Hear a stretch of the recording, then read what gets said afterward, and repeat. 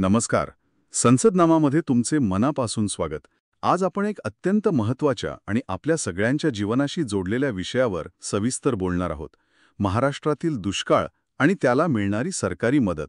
या चर्चेला एक विशेष निमित्त आहे. आपल्या चर्चेचा केंद्रबिंदू आहे लोकसभेत विचारला गेलेला एक प्रश्न.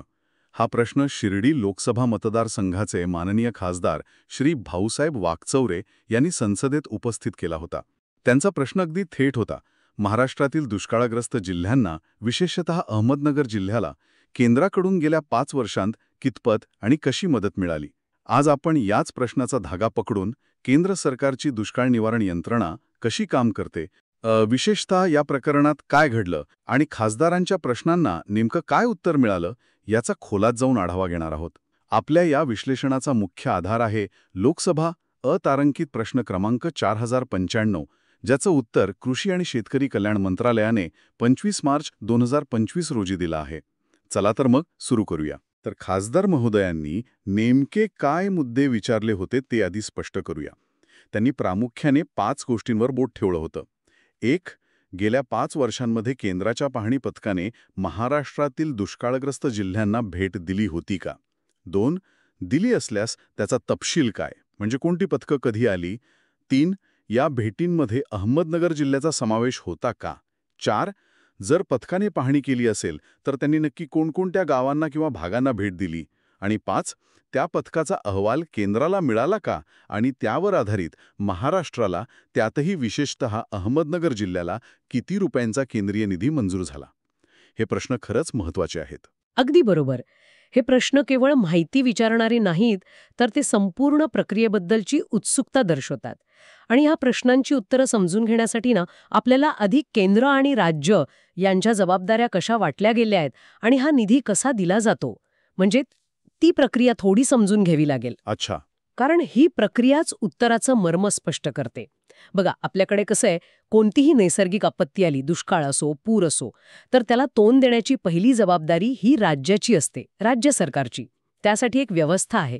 प्रत्येक राज्याकडे स्वतःचा एक निधी असतो. त्याला म्हणतात राज्य आपत्ती प्रतिसाद निधी, म्हणजे SDRF.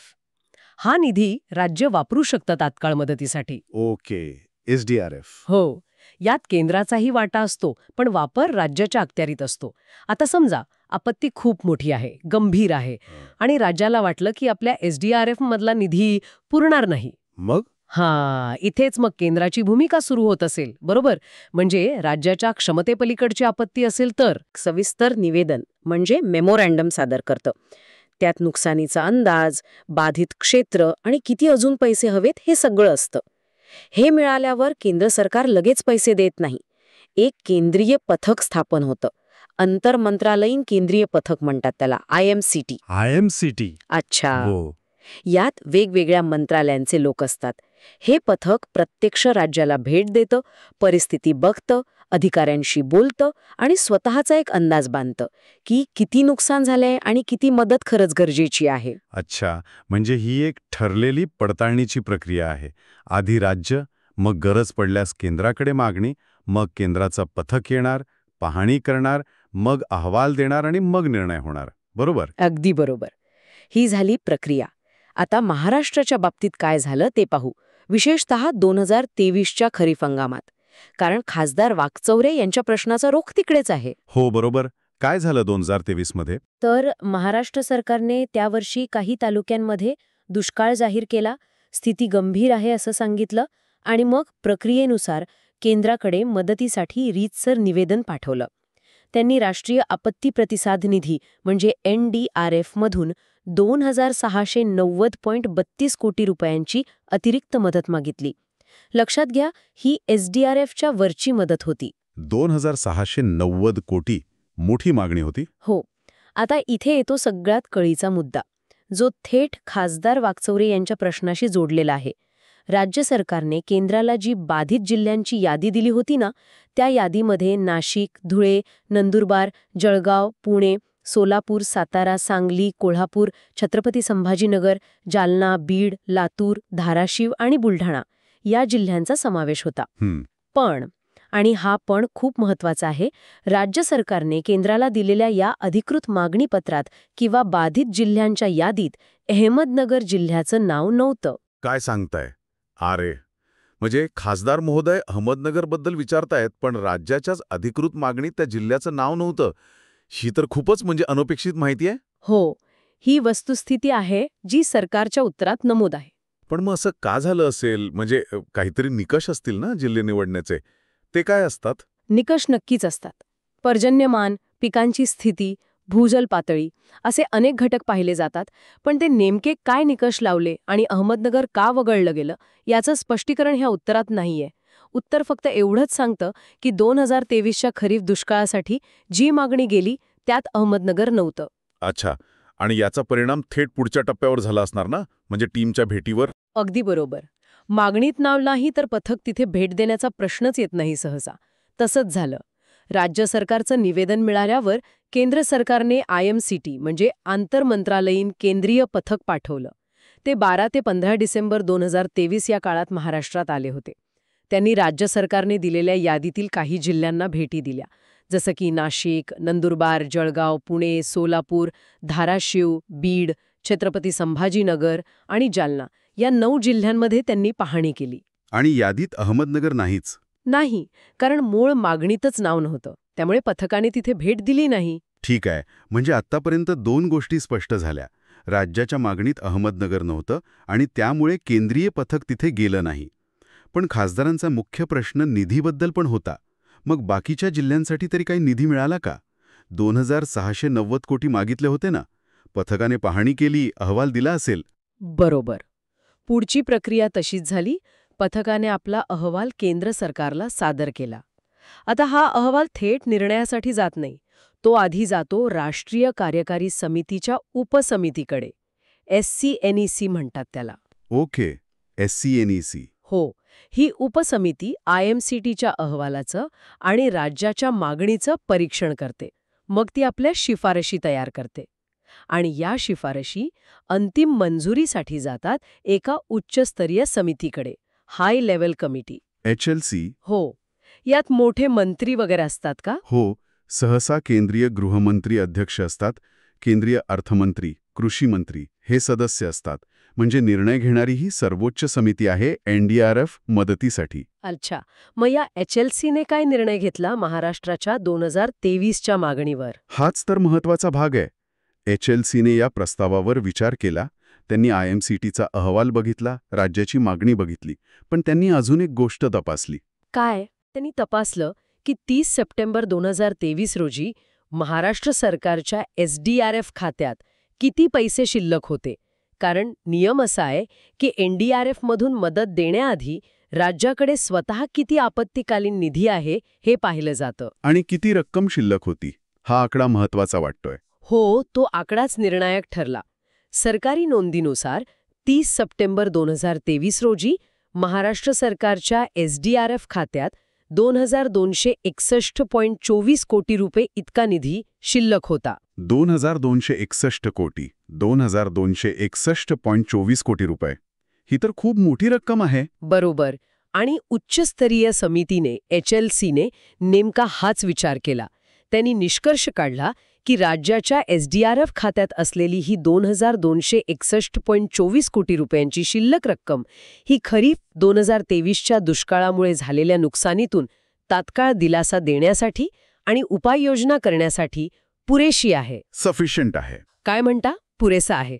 म्हणजे जरी राज्याने 2690 कोटींची अतिरिक्त मागणी केली होती, तरी केंद्राने पाहिलं की राज्याच्या SDRF मध्येच 2261 कोटी पडून आहेत, त्यामुळे अजून पैशांची गरज नाही असं ठरवलं. अगदी तसंच.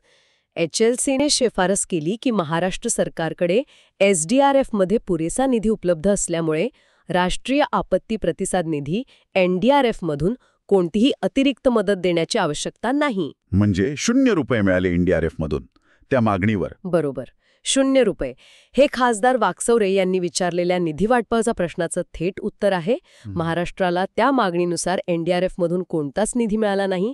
याचं कारण होतं राज्याच्या SDRF खात्यातील पुरेशी शिल्लक रक्कम. बापरे. म्हणजे प्रक्रिया पूर्ण झाली पण निधी मिळाला नाही कारण राज्याकडेच पैसे होते असं केंद्राचं म्हणणं पडलं. आणि अहमदनगरचा तर प्रश्नच नव्हता कारण ते मागणीतच नव्हते. हे सगळं आता स्पष्ट झालं. पण पण खासदारांनी गेल्या 5 वर्षांत असं विचारलं होतं ना. हे सगळं आपण 2023चं बोलतोय.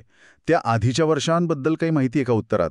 म्हणजे समजा 2022 मध्ये 2021 मध्ये दुष्काळ होता का? तेव्हा टीम आली होती, निधी मिळाला होता का? अहमदनगरबद्दल तेव्हा काही होता का? हा मुद्दा बरोबर आहे. प्रश्नाचा आवाका 5 वर्षांचा होता, पण आपण जर हे विशिष्ट उत्तर बघितलं, लोकसभेत दिलेलं, तर ते खूप केंद्रित आहे, म्हणजे फोकस्ड आहे. ते मुख्यत्वे खरीफ 2023च्या मागणीवर, त्यानंतर आलेल्या IMCT भेटीवर आणि HRLCच्या निर्णयावरच बोलतं. त्यात स्पष्टपणे म्हटलंय की 2023च्या निवेदनानंतर IMCT आली आणि SDRF शिल्लक पाहून NDRF निधी दिला नाही. या उत्तरात 2023च्या आधीच्या वर्षांमध्ये महाराष्ट्रात दुष्काळ होता का, पथकं आली होती का, आली तर कुठे गेली, त्यात अहमदनगर होतं का किंवा तेव्हा NDRF मधून निधी मिळाला होता का, याचा कुठलाही तपशील दिलेला नाही. अच्छा, म्हणजे उत्तर फक्त 2023 पुरतंच मर्यादित आहे, जरी प्रश्न 5 वर्षांचा होता तरी. हो, या विशिष्ट उत्तरापुरतं तरी तसं दिसतंय. कदाचित इतर नोंदींमध्ये किंवा दुसऱ्या प्रश्नांच्या उत्तरात माहिती असेल, पण इथे नाही. समजलं.